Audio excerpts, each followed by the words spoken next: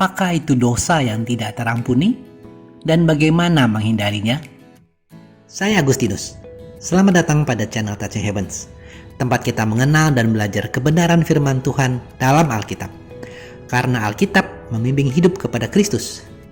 Mohon like dan subscribe untuk membantu channel ini bertumbuh dan firman Tuhan semakin diwartakan. Pada kesempatan hari ini, kita membahas perihal dosa. Lebih khususnya, dosa yang tidak terampuni. Mungkin Anda pernah membaca ayat Alkitab tentang dosa yang tidak mendapat ampun selama-lamanya.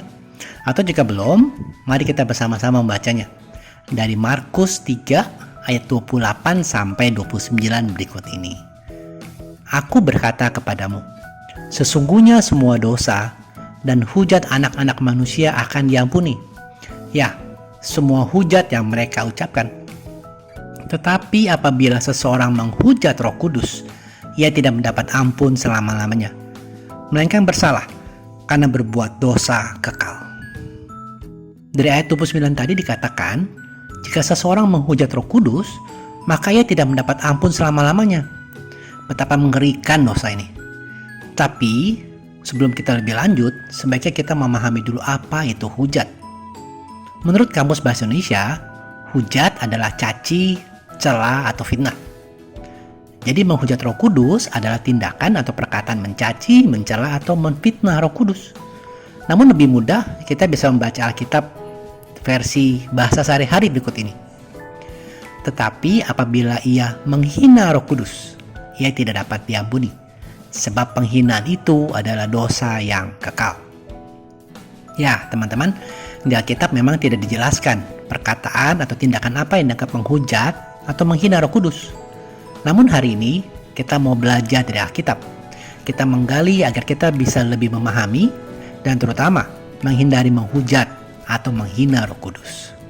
Kita mulai dengan mengerti dahulu siapa Roh Kudus dan apa tujuan Bapa mengutus Roh Kudus, atau dengan kata lain, apa tugas Roh Kudus di dunia. Mari kita baca dari Yohanes 15 ayat 26 berikut ini. Jikalau penghibur yang akan kuutus dari Bapa datang, yaitu Roh kebenaran yang keluar dari Bapa, ia akan bersaksi tentang aku. Kemudian kita lanjut juga baca di Yohanes 16 ayat 7 sampai 8. Namun benar yang kukatakan ini kepadamu, adalah lebih berguna bagi kamu jika aku pergi. Sebab jikalau aku tidak pergi, penghibur itu tidak akan datang kepadamu. Tapi jikalau aku pergi, aku akan mengutus dia kepadamu. Dan kalau ia datang, ia akan menginsafkan dunia akan dosa, kebenaran, dan penghakiman. Dari ayat-ayat tadi kita pahami bahwa Roh Kudus adalah penolong dan penghibur yang diutus dari Bapa, yaitu Roh kebenaran. Tugas Roh Kudus adalah bersaksi tentang Yesus Kristus, Sang Juru Selamat, dan menginsafkan atau menyadarkan atau memberi pengertian kepada kita tentang dosa, tentang kebenaran, yaitu firman Tuhan, dan juga tentang penghakiman, agar kita dibimbing kepada Sang Juru Selamat, yaitu Tuhan Yesus Kristus. Dengan demikian, meski secara ringkas ya teman-teman, kita bisa mulai mengerti siapa Roh Kudus dan tugasnya. Kemudian kita bisa lanjut perihal menghujat atau menghina Roh Kudus. Nah, kita bisa ambil atau belajar dari beberapa ayat dan contohnya dari Alkitab. Mari kita baca dari Kisah Para Rasul bab 7 ayat 51.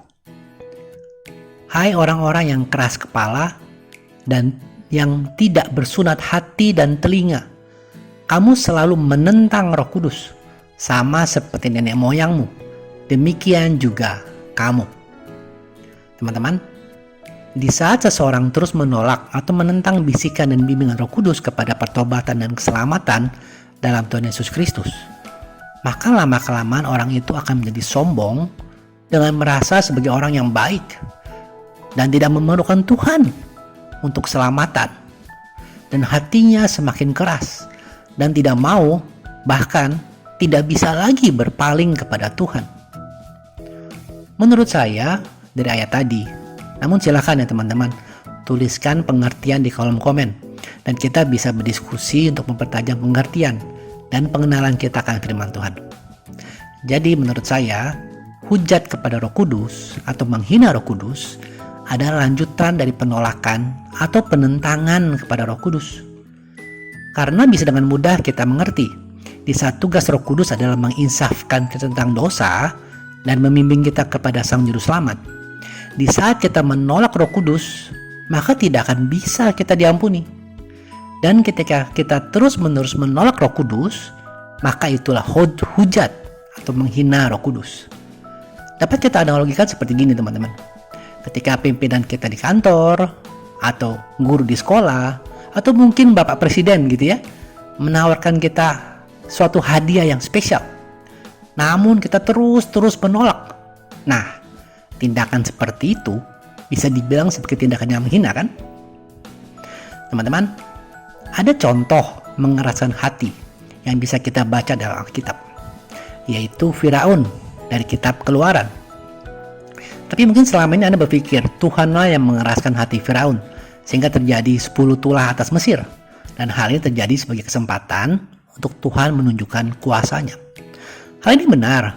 Anda nanti bisa baca sendiri ya di Keluaran 3 ayat 20. Tapi Anda perlu tahu, teman-teman, bahwa baru di tulah ke-6, itu tulah Barah, baru tertulis bahwa Tuhan mengeraskan hati Firaun. Karena sejak pertemuan pertama kali Musa, Harun, dan Firaun saat tongkat Musa menjadi ular, sampai tulah yang kelima, Firaun sendirilah yang mengeraskan hatinya. Nah, Anda bisa cek ya, Anda bisa baca sendiri ayat-ayat yang saya tuliskan di layar ini. Nanti Anda buktikan ya. Nah, baru di saat tulah ke-6 baru dituliskan, tetapi Tuhan mengeraskan hati Firaun. Nih, ini menjelaskan bahwa Tuhan tidak serta-merta dan sengaja gitu ya mengeraskan hati Firaun. Tidak. Justru sikap hati Firaun yang dari awal menolak suara Tuhan, sehingga Firaun berkeras hati, tidak mau bertobat. Sehingga akhirnya Tuhan mengeraskan hatinya seperti keinginan Firaun sendiri. Nah, teman-teman, hati-hati. Kesombongan salah satu dari dosa dasar ya. Itu bisa membuka hati atau bisa membuka pintu ya, bisa membuka pintu untuk kekerasan hati. Sombong karena tidak merasa perlu Tuhan dalam hidup. Dan keras hati ini sangat berbahaya. Karena di saat seseorang terus-menerus berkeras hati, maka hatinya akan kehilangan kepekaan terhadap kebenaran, terhadap bimbingan Roh Kudus. Dan hal-hal yang salah, bahkan hal-hal yang jahat sekalipun, dianggap biasa. Sekarang banyak contohnya ya di dunia seperti ini. Hal-hal yang salah, hal-hal yang menyimpang, dianggap biasa.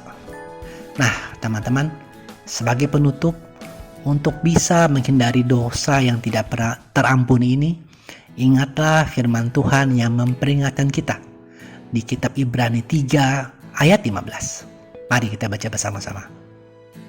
Tetapi apabila pernah dikatakan, pada hari ini, jika kamu mendengar suaranya, janganlah keraskan hatimu seperti dalam kegeraman. Teman-teman, kata pada hari ini mengajak kita untuk tidak menunda. Saat Tuhan berbicara, menegur kita dengan berbagai caranya, segeralah bertobat saat masih ada kesempatan. Dan jangan lupa, terus doakan mereka yang masih berkeras hati dan wartakan kabar sukacita keselamatan. Terima kasih sudah menyaksikan. Sampai bertemu pada video kanal Alkitab Rabu depan. Kasih karunia Tuhan Yesus Kristus menyertai Anda semua.